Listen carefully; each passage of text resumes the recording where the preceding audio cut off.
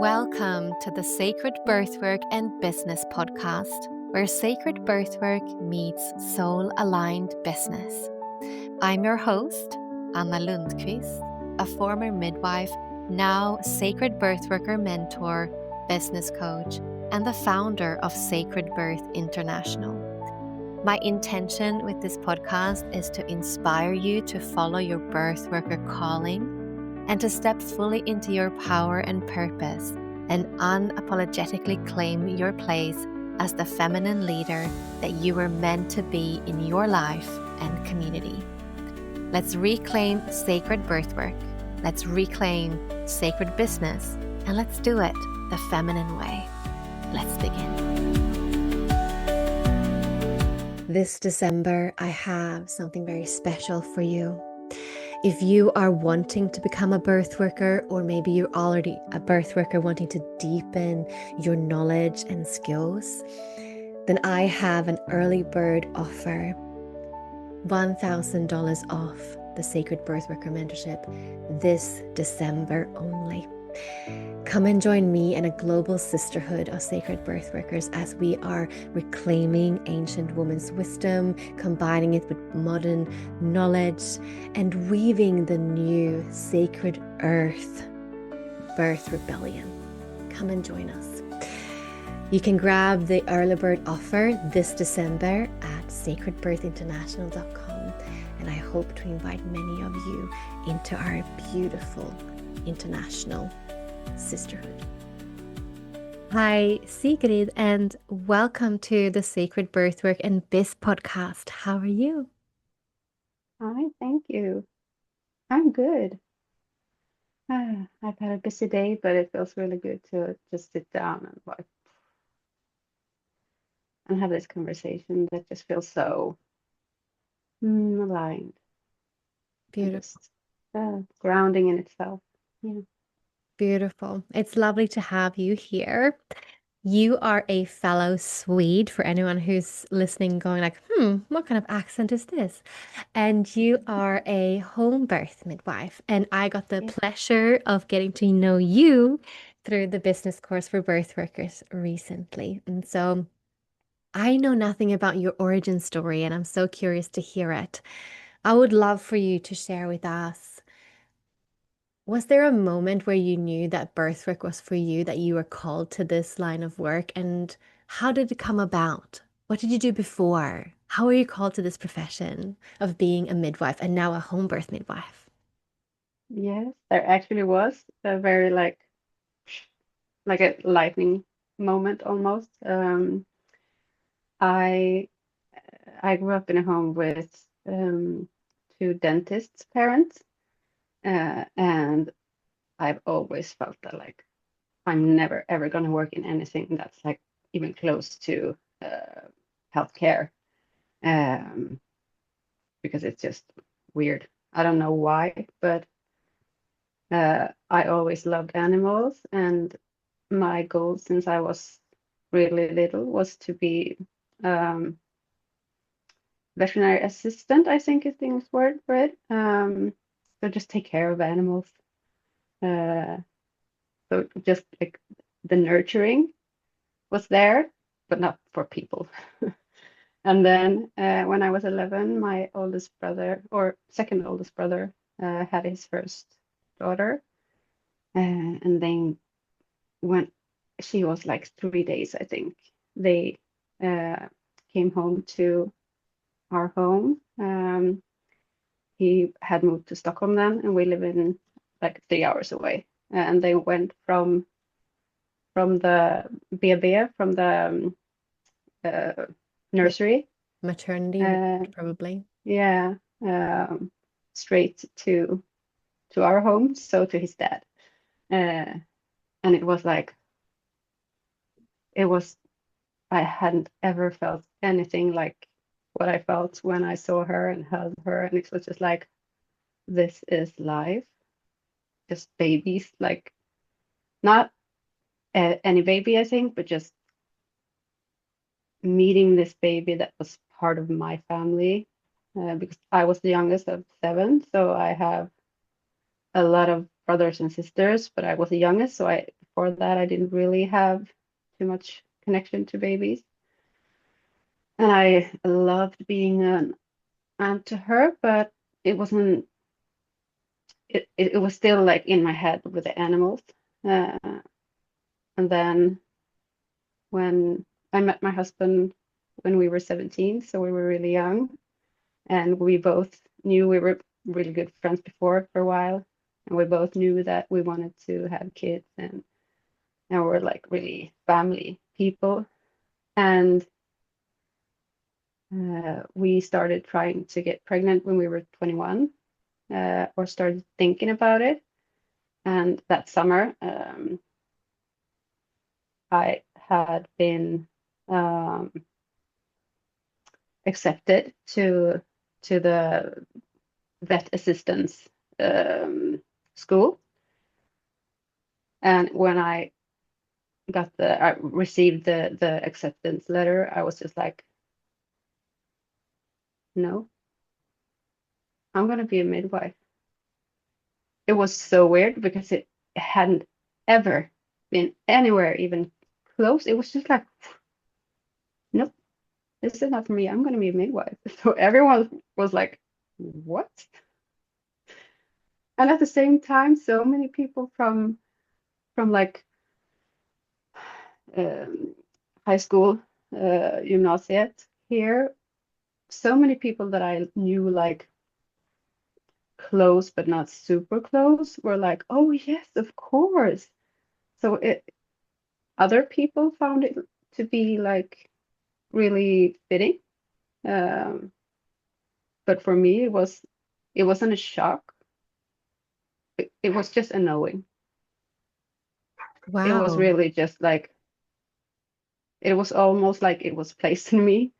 Um, and from then on, it was just like, okay, I need to do some courses that I didn't do in high school to get into nursery Nursing. program. Yeah, yeah, nursing program to become a nurse first, because that's the only way to become a midwife in Sweden. And I had two kids while I was studying to become a nurse. So there was several years before I became a midwife. I think it was, yeah, 11 years after I uh, had that epiphany. I became, I was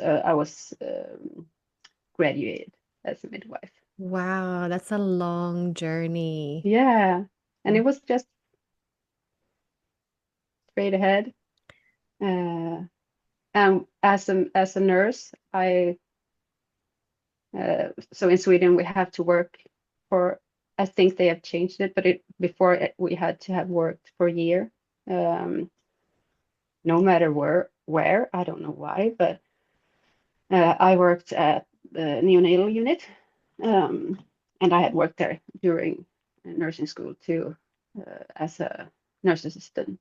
And so I enjoyed being there because it was still like families, and because what it's so hard to put into words things when it's just a knowing what it is Yeah. that is calling, but it's something about uh, being like a, because it's not about me being a part of their experience. I feel like maybe not a lot, but at least some of our colleagues, midwifery colleagues, are kind of in it for their own experience of being like part of the experience. Um, and I love being part of the experience, but that's not what's driving me. Um, it's something more. It's, I guess the easiest way to put words into it is being that wise woman of it. And it's, I was quite young when I became a midwife too, not super young. I was, let's see, 32. So it's not that young, but it's still not wise woman age. Mm. But I've I've never been in that medical mind when Mm. it comes to birth. Uh, a lot of the home birth midwives or midwives that really strive for a change. Uh, so often their story is like like a waking up Yeah. in a way, Mhm. that they've been in this medical mindset and then for some in some way waking up.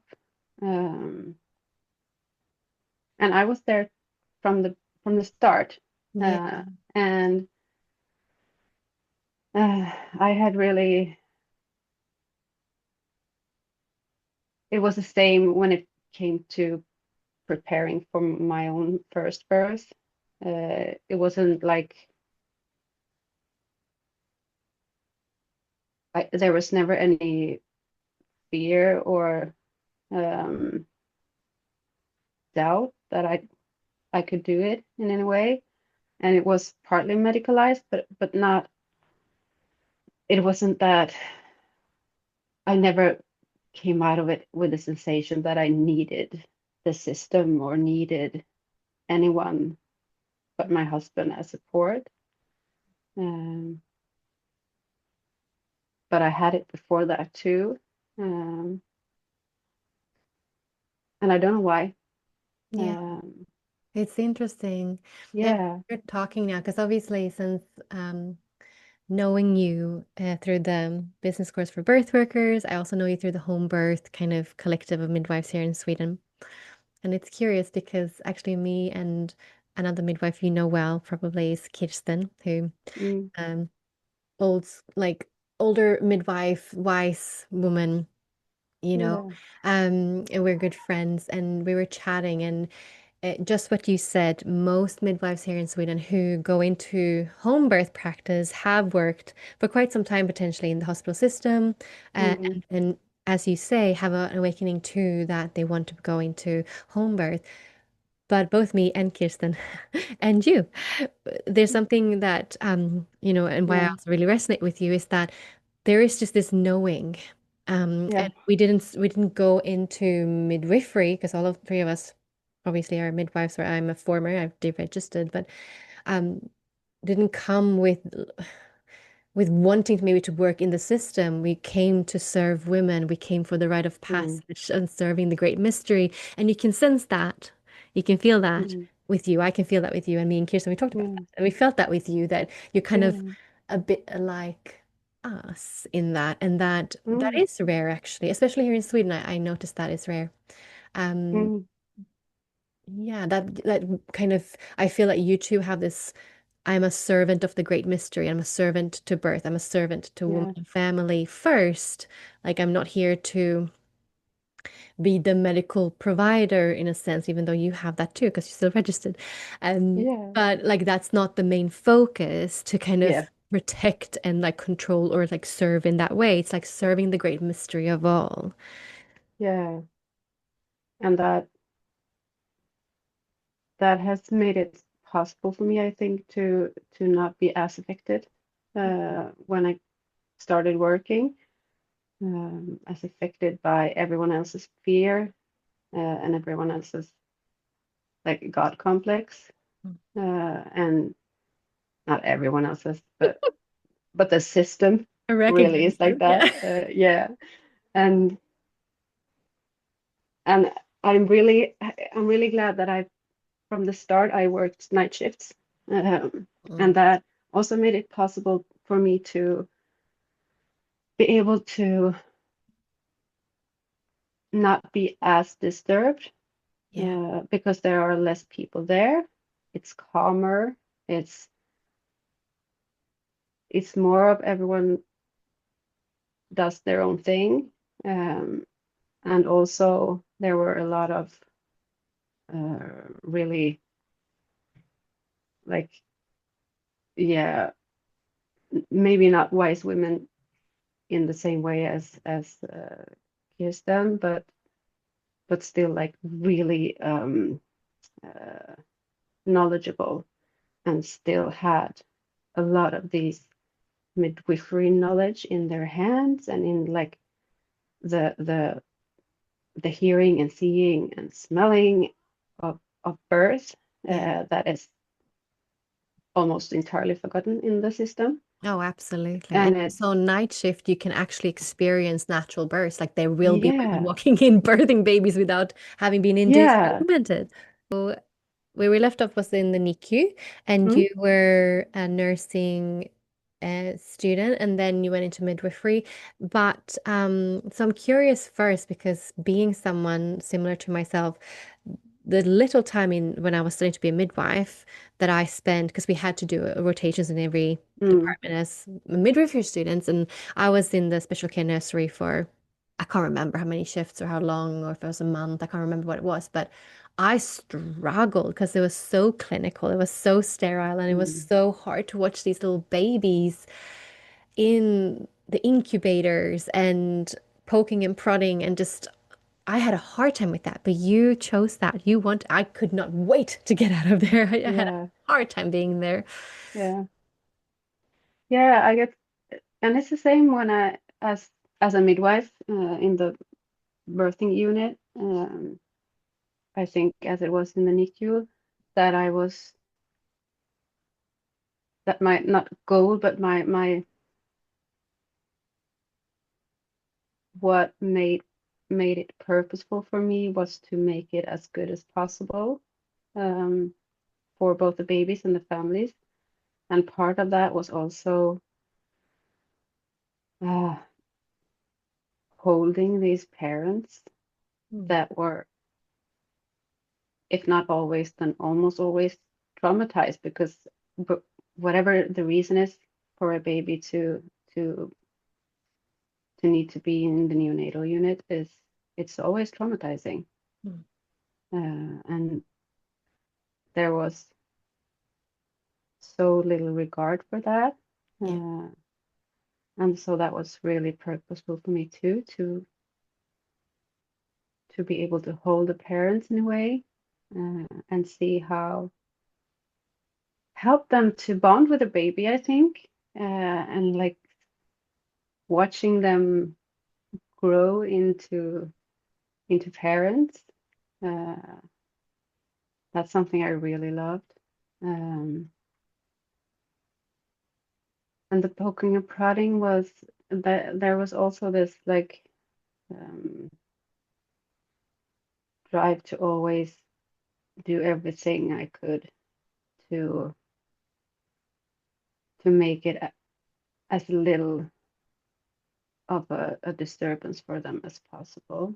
Yeah, Um, beautiful. So it sounds like you're a really beautiful space holder in that space that so rarely has that aspect. I mean, that's yeah, it's such an extremely medical, mm, uh, mm, and we at least not in the beginning, but I think 1 year in, we got mm, they had remodeled or rebuilt, uh, so that the parents can always be with their babies, um, and that made an enormous difference for me. Uh, to that, I very rarely had to watch babies cry for their moms and mm, their moms not being there. mm, So that I don't think I would have been able to work there for so long mm, if that wouldn't have happened, because sitting with other people's babies just because the mom and dad couldn't be there, mm. it was awful, Yeah, absolutely. heart wrenching. I remember that too vividly. Yes, definitely. Where I was working, that, it was just a special care nursery, and mom, if she was fine after birth, she would go home and she would just come and visit every, Mm, every so often she could, depending on how often she could as well. yeah. Yeah, so terrible. Anyways, now I want to dive on into the next part of your story. Yeah. So I'd love to hear about you then becoming a midwife. So Did you know from the beginning that home birth was where you were heading, or did that unfold as you became a midwife? I actually don't know for sure, and I asked my husband about that some time ago. Um, and because I don't remember, sometimes as we evolve, we can't remember ever feeling another way. So I needed to ask him if this was something that developed later on, and he said, as long as I can remember, you wanted to do home birth. And so when I started working, when I was a midwife, I was also never afraid, just like I was never afraid when it came to my birth, at least like the first birth, where a lot of people are so afraid of if they're going to be able to make it, or like, yeah, fearful of so many things. It was the same thing that I wasn't. So many midwives talk about how scared they were for the first year, or how they felt so, yeah, fearful and like, I don't know anything, for a long time. Not only always the first year, it can be several years. And I never felt that. I was never fearful of whether I was, um, prepared enough, and that it wasn't in the way of like I know I know everything, uh, and that kind of mindset. It was more like a trusting that I would know when I needed, um, the wise women, or the doctor, of course. But uh, so I've never been in that fearful mindset at all, and that has, um, a lot of the time it was the same when I was in the NICU, the neonatal ward, that people always thought that I had worked much longer than I had, because I was so calm and relaxed and, mm, safe. Uh, and then I was able to just do my thing for a long time. Um, and then Märta Kullhed, I don't remember exactly what it was, but it was something that she shared. So she's another Swedish midwife that's really like a what should you say that she really wants like the people to know things. She wants to educate people. Um, She's good at being in newspapers and on TV and yeah, talking about the need for um, midwifery to change in Sweden, I guess, yeah, into more of a supporting the physiology yeah, and less medicalization. yeah. And there was something that she shared about how things are done in the birth wards in Sweden, and I was like, what? No, it's not like that. And I wrote that to her, like, no, that's not true. And she was like, are you sure that that's not you who works like you do and people around you do?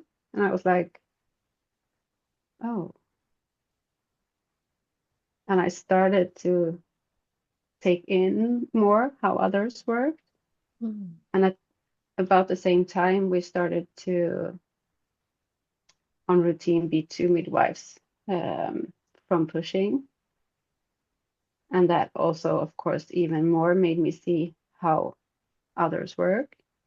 And also, I had to bring in colleagues, uh, into the space where I was the assisting midwife to the couple. And it was like the world was crashing down on me. And I was grasping for air. Uh, and I witnessed so much trauma. And it was just, I got a lot of secondary trauma, I think. So I like fell into a hole in a way, and then up and down, like hope, and just down into the hole again of like, we're never gonna be able to do anything about this. And then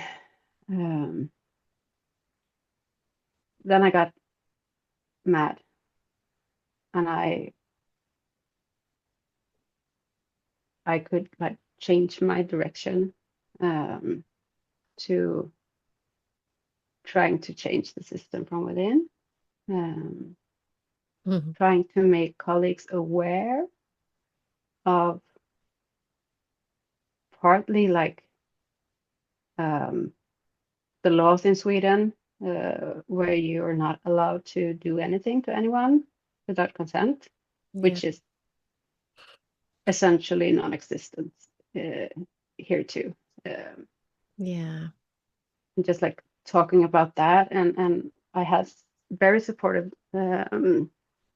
bosses. The lead midwives, on the ward were really supportive. They really liked how I really wanted to change things and really had this fire.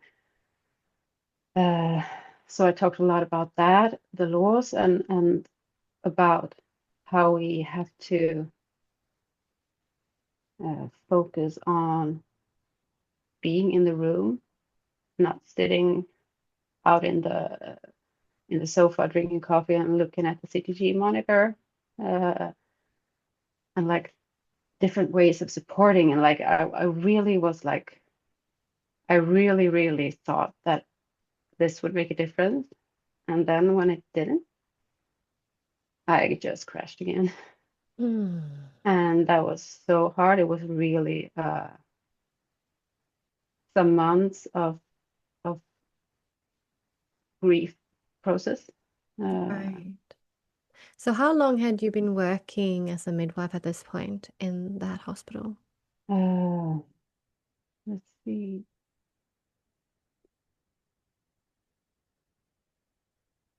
4 years. Right. And then at that time, so during that time, you had been left alone with your birthing women in the room, and you only called people if you actually had an emergency or needed something. Otherwise, Yeah, they just birthed with you and you took care of it and you did it the whole time your way. And then all yeah. of a sudden, there was this new thing that you had to be two midwives when a woman was Hmm. pushing her baby out. So during the actual birth of the baby. Now, it's curious that you say that because if I had that, so I did direct entry midwifery in Australia, right? So no nursing, Mm, didn't have to do that. That's why I didn't become I never thought about it in Sweden. I never wanted to go the way you did. Like being a nurse was like, yeah. I was like, "Meh, no way. Like I never liked hospitals. I never wanted to be in a hospital.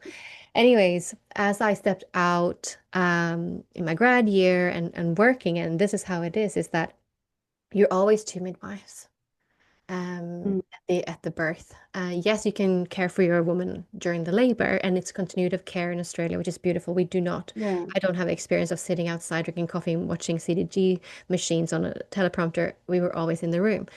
But for that stage of pushing of the birth, you always were two midwives. Mm, And I think I might have stayed longer had I had the opportunity to just be with my women like you did for the first few years. yeah. But that was never the case for me. And so I always had that. And what you talked about, secondary trauma of like witnessing other people's abuse. Yeah. I mean, that's something that I will always live with, like seeing women having, you know, episiotomies or just all kinds of things happening to them, both as a student, but then also as a midwife. Yeah. Mm.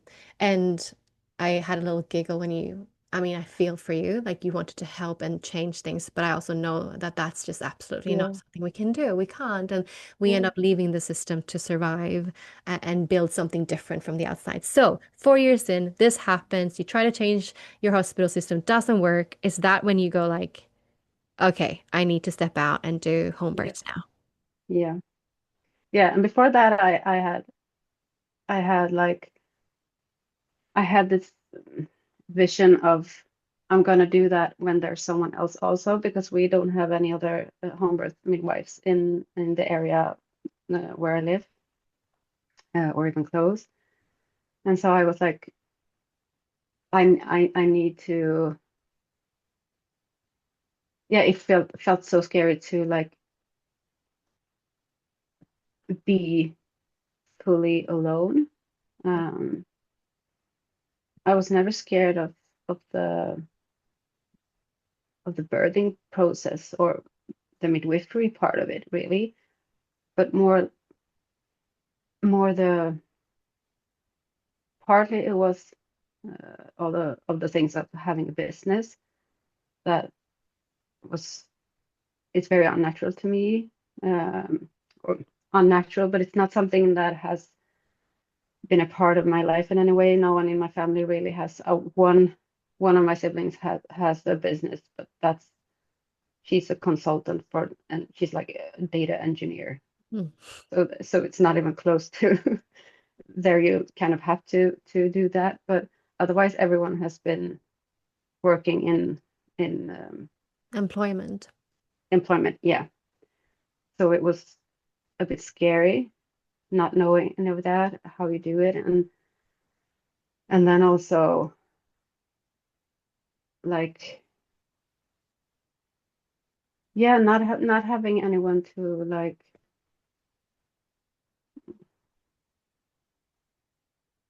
yeah, just to talk to and like share experiences, and then I is the synchronicity is so insane, because I had just decided that I'm doing this, and then I don't even know why, but I got contacted by a woman um, who had seen my Instagram where I only had one post. That was this. It was a text that I wrote about what birth means to me, and that was the only post I had. And she wrote to me and said, "Could we please talk? I want to know more about you. Uh, I'm looking for a home birth midwife, and I live in Värmland."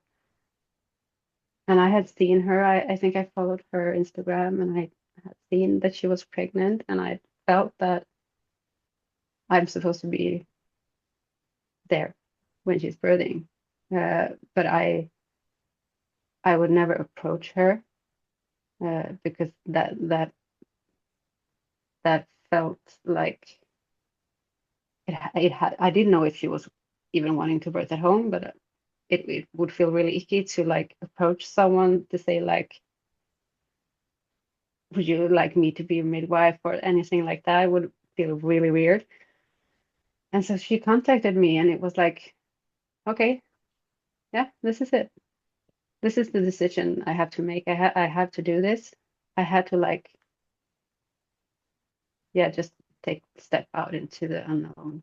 Um, and we talked and we met and just felt so right. And then I don't even know where it was that I saw someone talk about um, the home birth midwife. Um,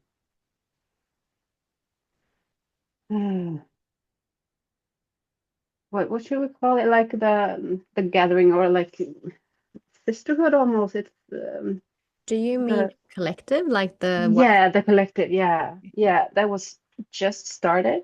Mm. Um, so this was in this was in April, I think, of 2024.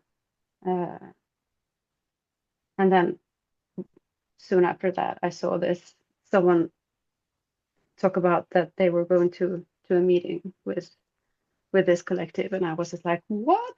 There's a collective, and then that all that fear of of being so alone in this particular way of doing midwifery was just like, there.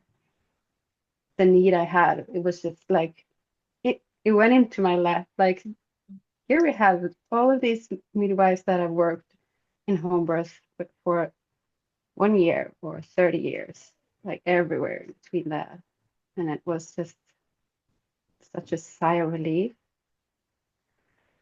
And that made me also take the step to, like, when I had went into the collective and yeah, made these contacts and gotten some help with what do I need to know before starting this business, and like all of there are so many bureaucratics in this country that, like, you have to know, but there's nowhere to know it if you if you don't have someone who's done it before, that can let you know. So there was so much support that was so incredibly helpful and made me feel so much safer to take the step. And so that made me take the step to tell my boss that I'm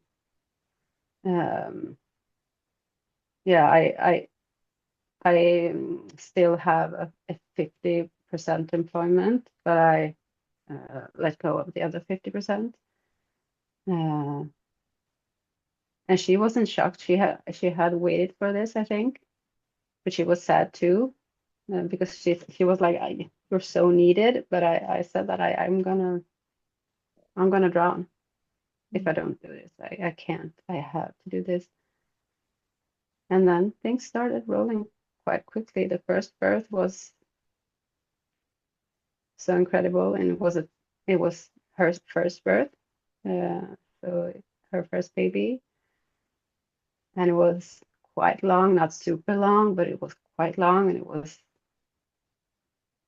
it wasn't like the harmonious thing. It was really labor and a lot of spiritual work, and I'm not the one who should tell her birth story, but for me, what that birth was, which I realized while we were in it, was that it was a rite of passage for me too. And how that so clearly showed itself was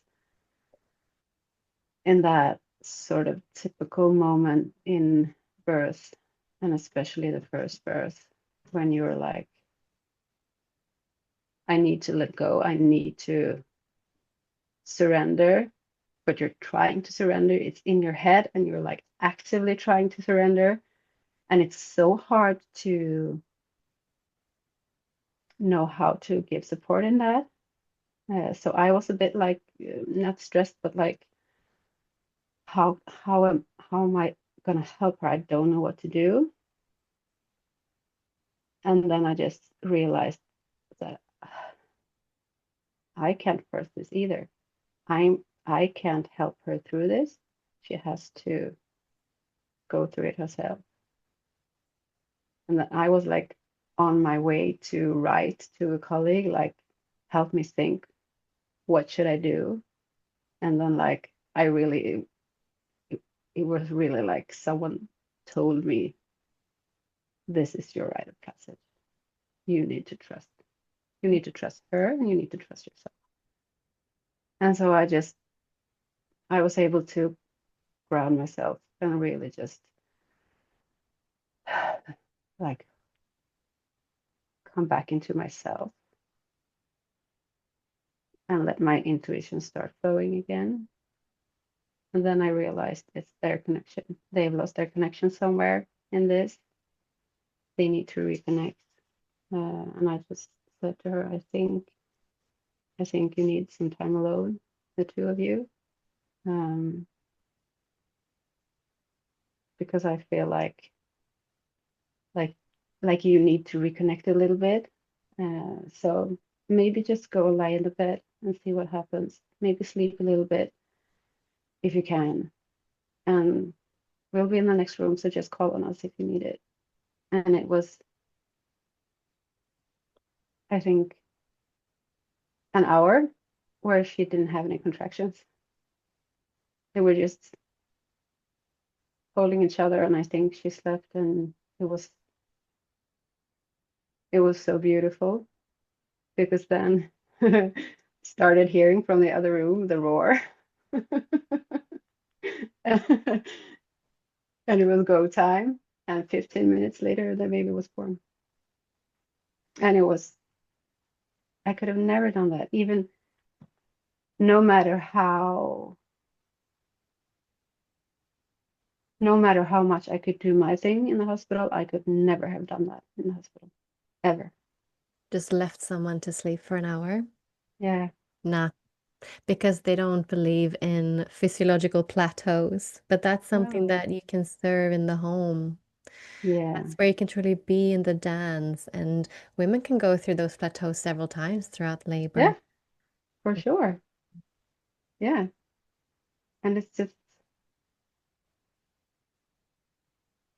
it's so humbling when you yourself go into these walls in a way where it's like you need to remember to not go into that, um,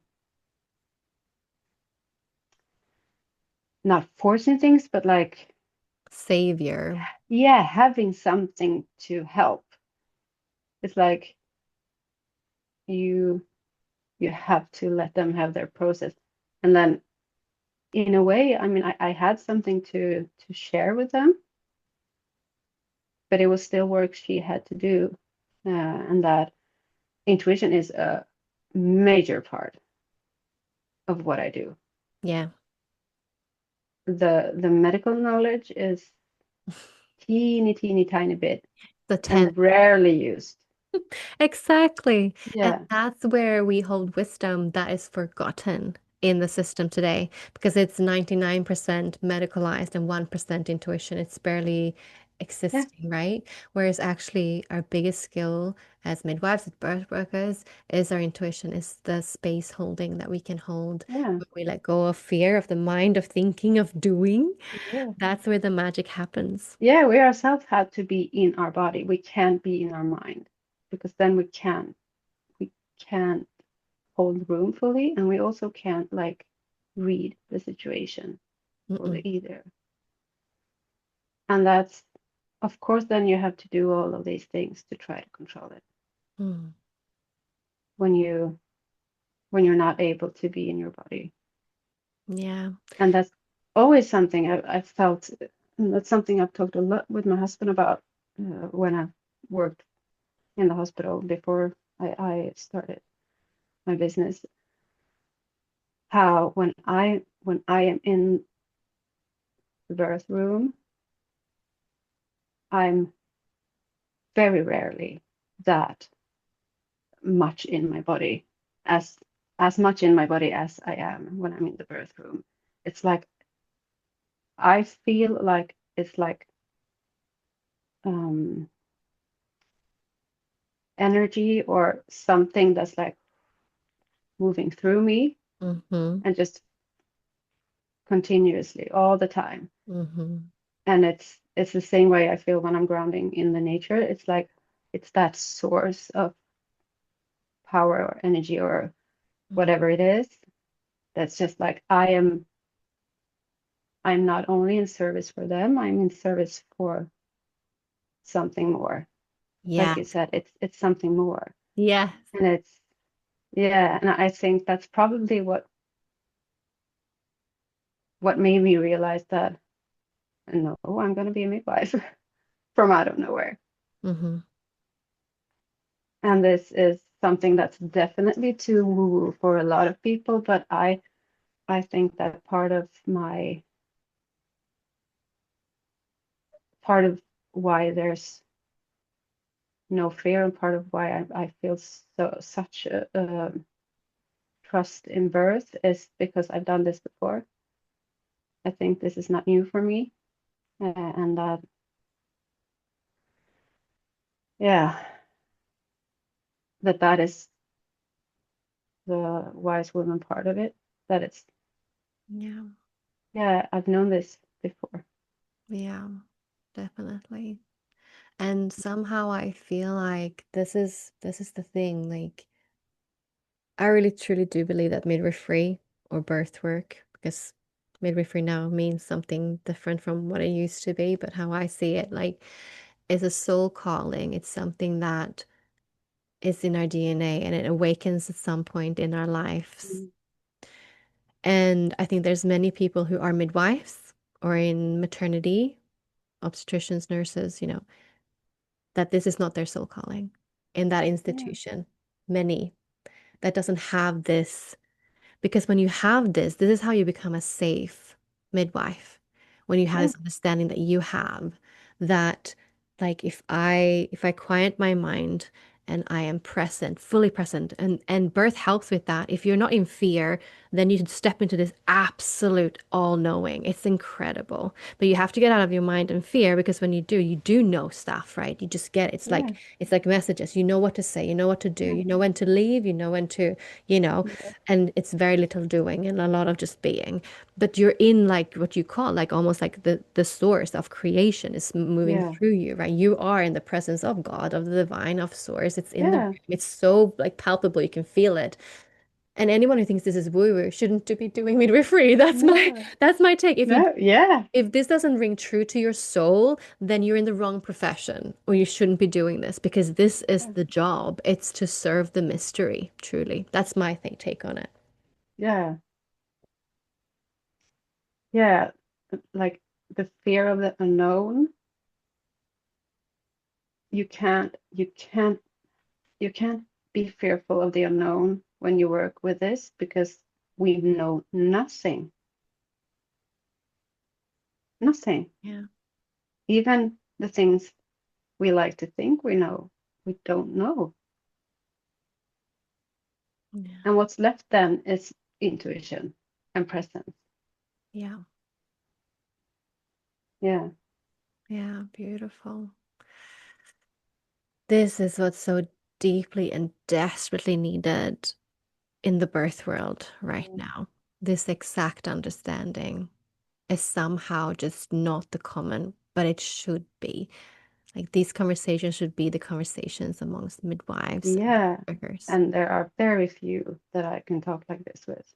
Yeah. I have some colleagues that are here too that like that are part of my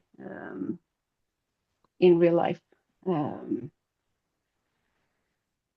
community, but the, we are the exception. Yeah. Extreme minority. Yeah, most people, it's really like they don't understand. They can't understand, and that's why it didn't work for me to even like talking about the loss and talking about like really specific things. It still doesn't click. Part of it is if you don't want to see it, you're not going to see it, and part of it is you can't make people understand what they can understand, and that is not. I'm not judging. I'm not saying that I'm better, a better human being or anything like that. But for birth, not anyone is suited to do this work because we have such incredible power over the experience, and not only the experience, but the outcome in Mm, how we act and what we do. mhm. And that affects it's this makes me so how people cannot understand that what we do affects not only in the moment, but affects the Mhm. entire life of this family. Mhm. That's like you have to be able to take on the responsibility of that Yeah. and not try to because so many of our colleagues' focus is to not do anything wrong, Yeah. Or to to not, document correctly, or yeah, and to like make sure this and that doesn't happen. And then they don't see all of the things that we cause. Mhm. By And doing just, yeah, routine thing, just do all the of these routine thing. routines that are not evidence-based, Mhm. and they are, a lot of them even have evidence against them, Oh but yeah. it feels like we have to do it, so we do it. And I'm also like, I'm not the kind of person that I don't have any authority. I don't respect authority just because someone said that this one has authority of you. So I'm the kind of person that argues with doctors, and like, I don't care. Mhm. Uh, and so part of it has led to some doctors definitely thinking that I'm, oh, not her again. But then again, a lot of them respect me because I'm not like, oh, you haven't. When so many are frustrated, but they don't say anything because they're so scared. Yeah. And so there's so much um, incongruence.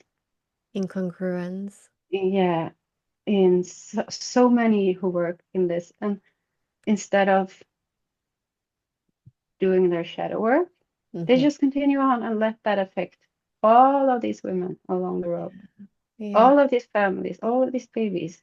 Mhm.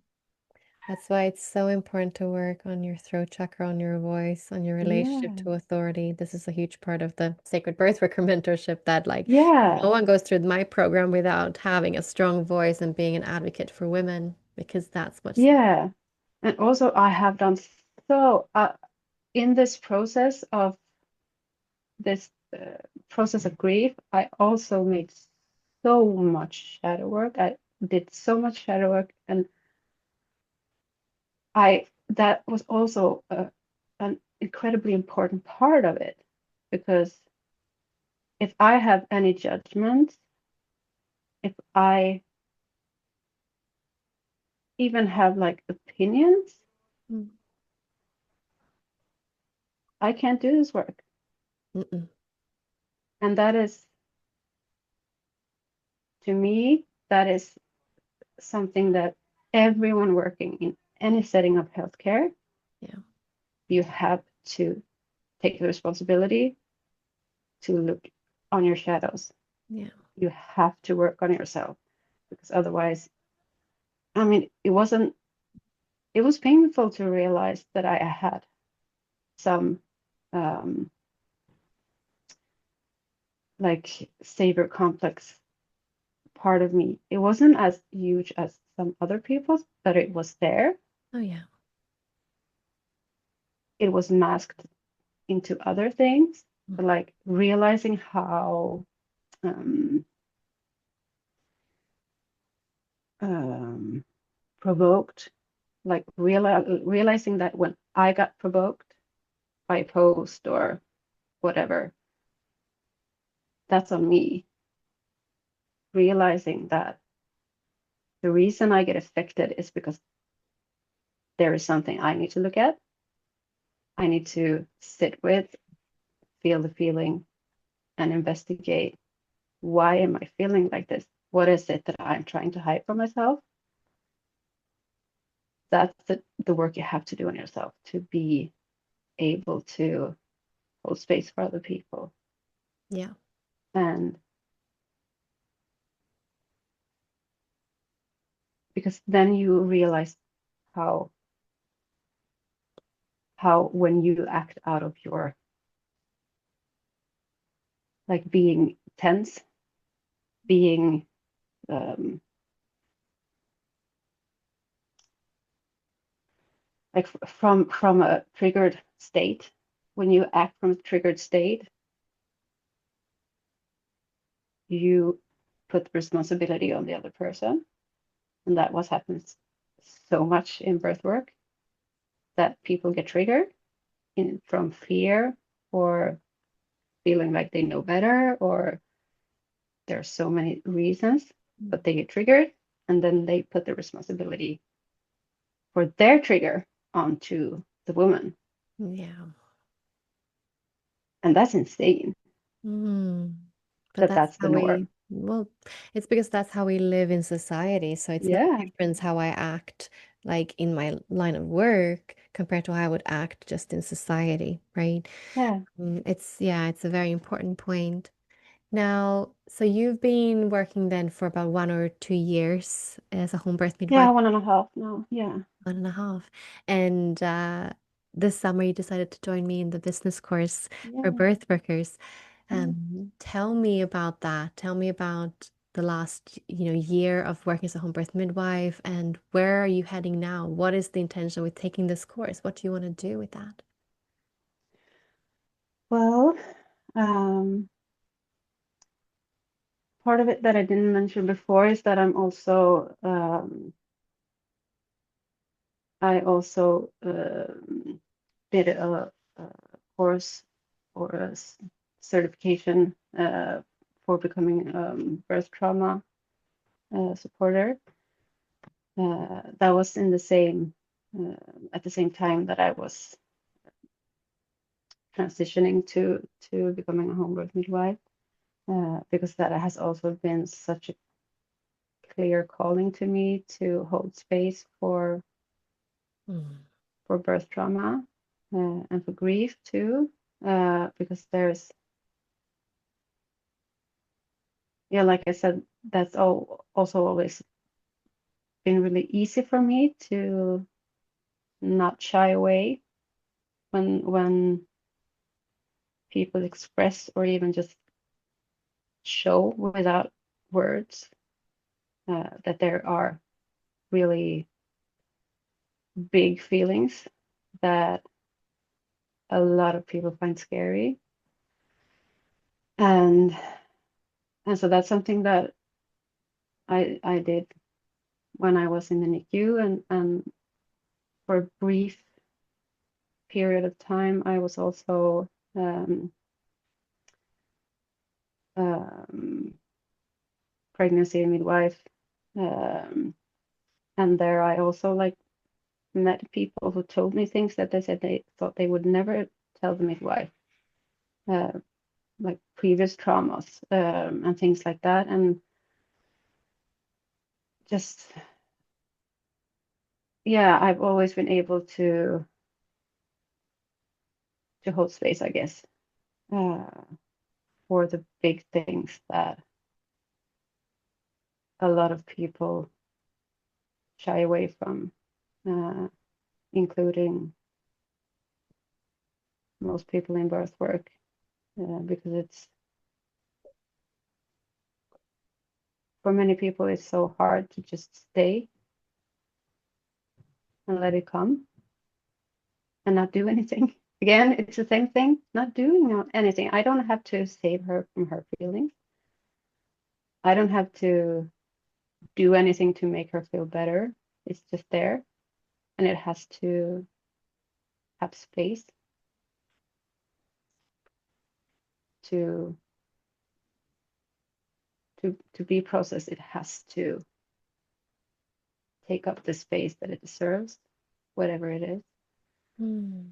And that that is not possible to do when you work um, in the hospital setting at all. No, there's no Um, time. There's no time. no, So, it's like 30 minutes max, mm, and this takes time. You have to, first of all, you have to get into feeling safe, and yeah, then these stories take time too. yeah. Um, So you but want to that keep it. that part of my business is, I've had such an incredibly hard time to put myself out there. Um, Part of it has been about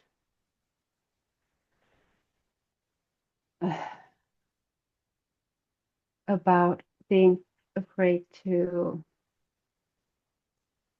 be like just wanting to sell. Um, like, yeah, it's been so important for me to that whatever way I market myself is not in that like selly way where I'm just like a salesman who's trying to make you realize you need what I have to give, share. Yeah, but that it's so hard. I'm still not fully there. I'm so much closer to it, to finding my way to do it. But that part of my business is it's not search like people don't search for it in the same way. Like when the people that want to have a home birth, they search for home birth midwives in another way. But this is part of it, it is also that a lot of people who have birth trauma don't realize they have birth trauma. Uh, and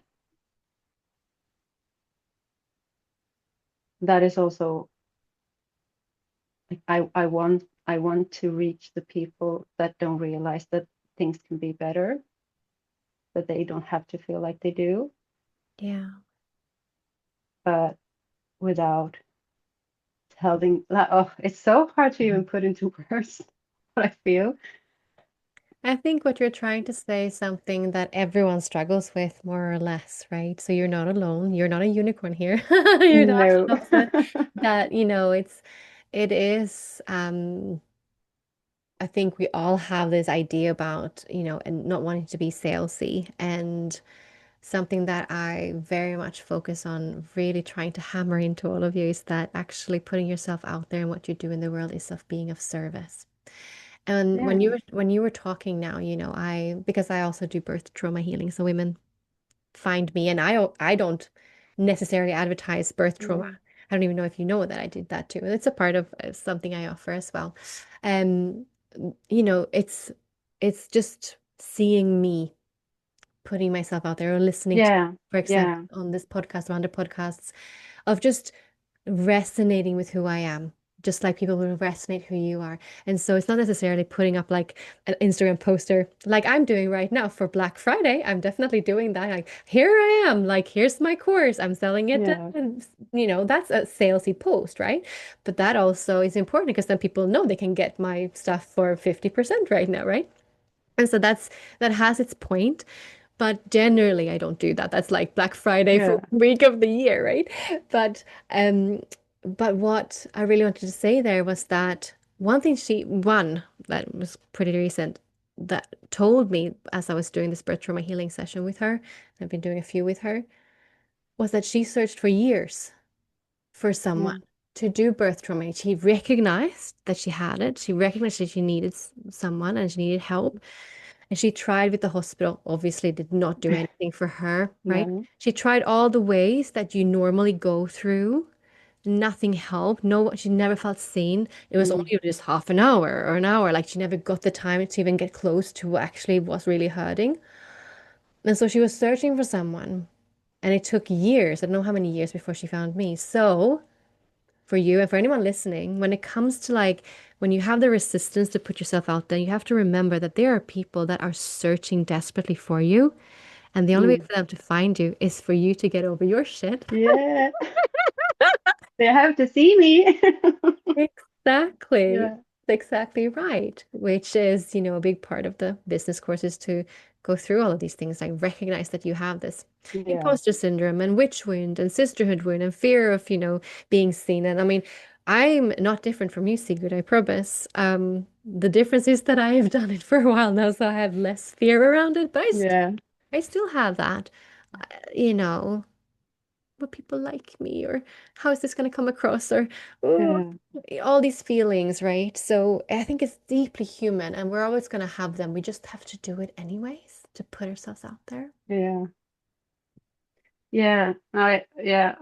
I'm gonna write down a note, I think, to remind me of that. What you said, that to find me, people have to see me. Yeah. Because then that can beat the like the this like it's like a threshold for me that I have to do this because of that's how social media works. And social media is where like that is that is where I need to put myself out there. And that is really I don't want to have to do that. I want to be a community midwife where where it's just through community. Yeah. But that's not how it is. and and reminding myself that to not have that as the like up in my face that I have to do this, but reminding myself that if I want them to find me, I have to be there. Yeah.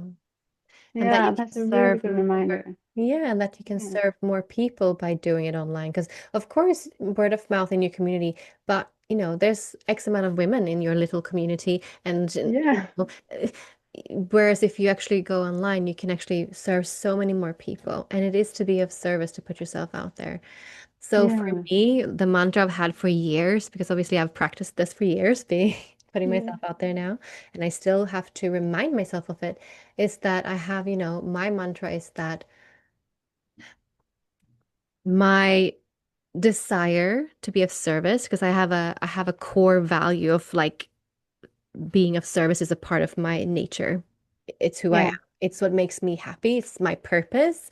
So it feeds me, it nourishes me. It's like what sustains me is to be of service. I yeah, need to be of service. I would not be happy in life without being of service. And so my kind of mantra is that my desire and my purpose of being of service is greater than my fear of judgment. Because that's kind of where yeah, it comes from, is the fear of judgment, or fill in the blank, whatever you want to name it. But like that's the mm, core of it, is like being judged to be too much, or being salesy, or who is she yeah, to talk about this, or you know all these self-limiting beliefs, like who is she to talk about this, what is, there's yeah, much better people out there, and sure, there's probably very many out there who knows much more than me, but what yeah, I can do is going to serve some people the best way, right? And yeah, yours, your way of doing birth trauma healing, for example, being a home birth midwife, you're going to serve women that would not be served by me or others doing similar things, or seemingly, right? But that's the beauty, yeah, that we're also yeah, unique. So it's not going to be, interfering. yeah. And another thing that was really um, like I I don't know how to put it into words, but like when we talked about money, or we had the part where we Oh yeah, in the really business. focused, Mhm. focused on the money, and I had I had this realization that,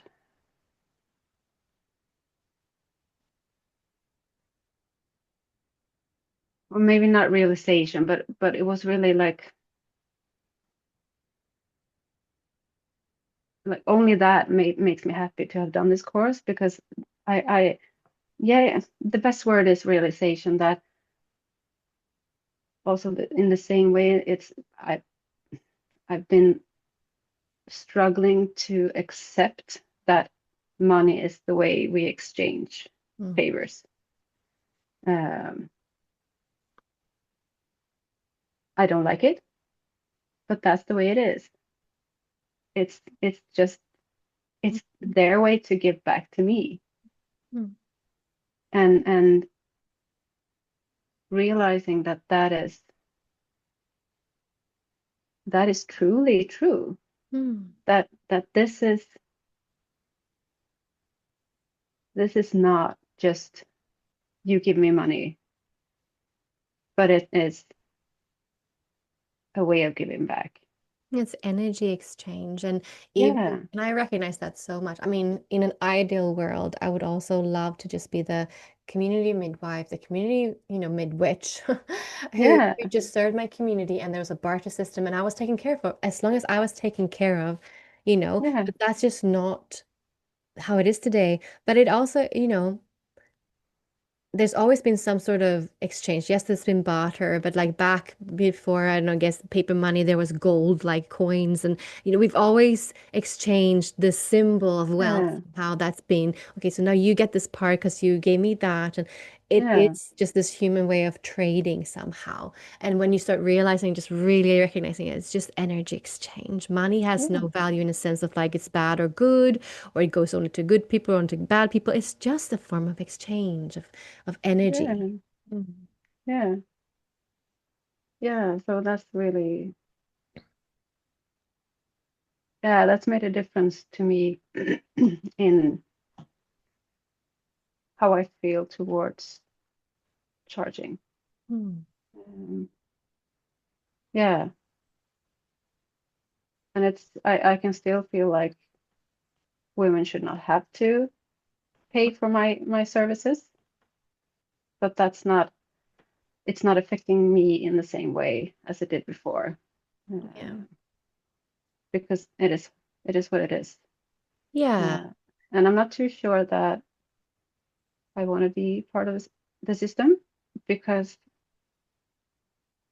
then I wouldn't, most likely wouldn't be able to work in the way that I need to work. No, So exactly. Yeah. But you're still registered, you're still above board, you're still following, what needs to be followed so far here yeah, in I Sweden. follow the laws at least. Yeah, not always the guidelines maybe, but that's because the guidelines are for the hospital.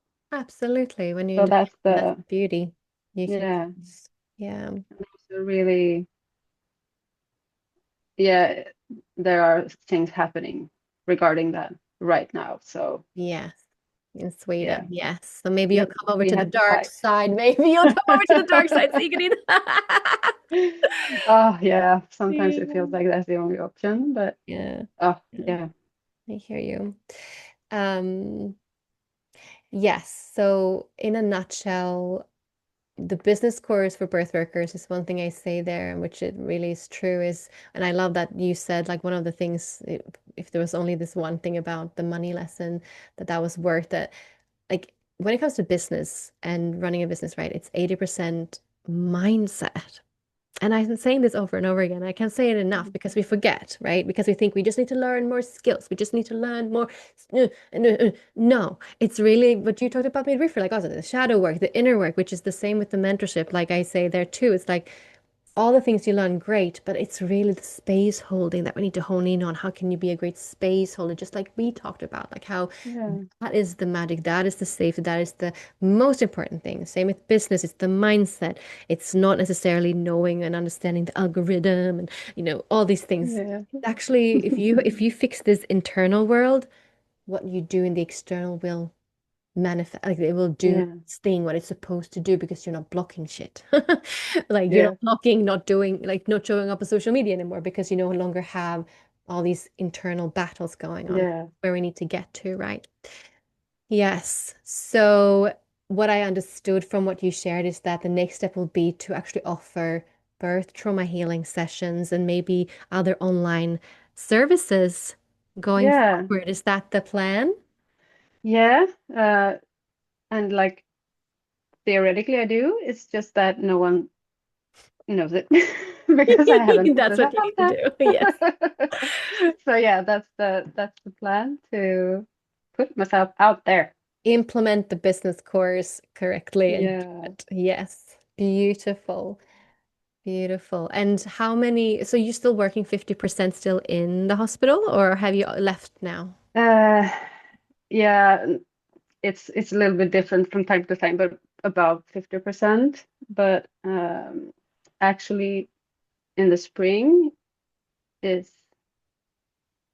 I think it's going to be hard to work at all, at least parts of the spring, because because of the births that I've scheduled by now, and that feels awesome. A little bit scary because of the financial security and things like that. But that's of course also something I want. I want to be able to stand fully on my own feet and be sovereign in myself. Beautiful. Because Wow. yeah. Well, you're doing it. You're getting there, putting the things in place, going online, having that extra, income coming in as well. That's, scalable, and then trusting that they're coming, and as the more you put yourself out there, the more work you will get. Yeah. Okay. Is there anything that you would like to close this conversation up with? Mm.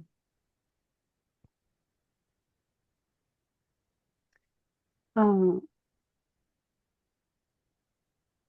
not that I maybe just trust your intuition to stay grounded, and whether you're pregnant or a mom or a birth worker, listen to your inner knowing and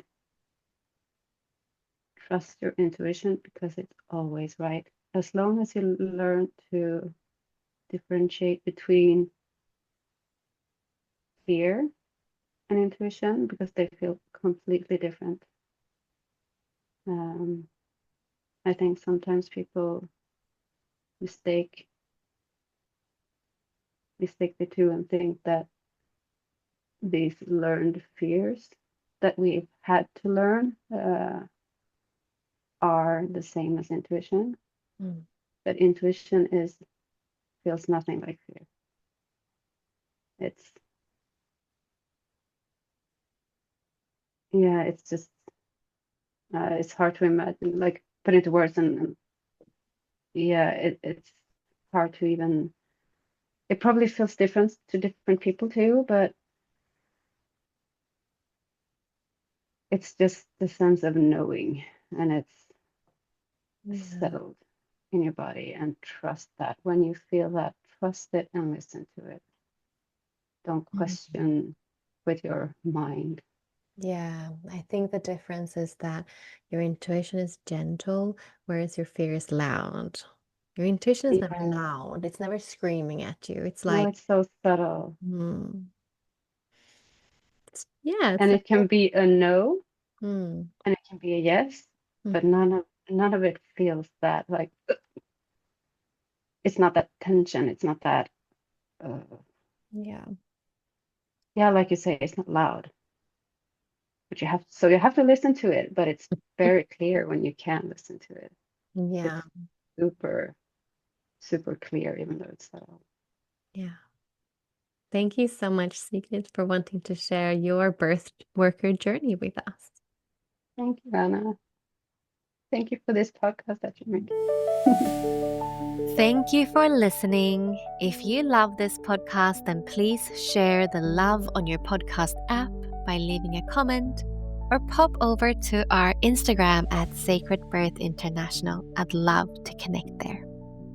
If you'd like to know more about the Sacred Birthworker Mentorship or the business course for birth workers, then head on over to sacredbirthinternational.com to learn more. Thank you for listening.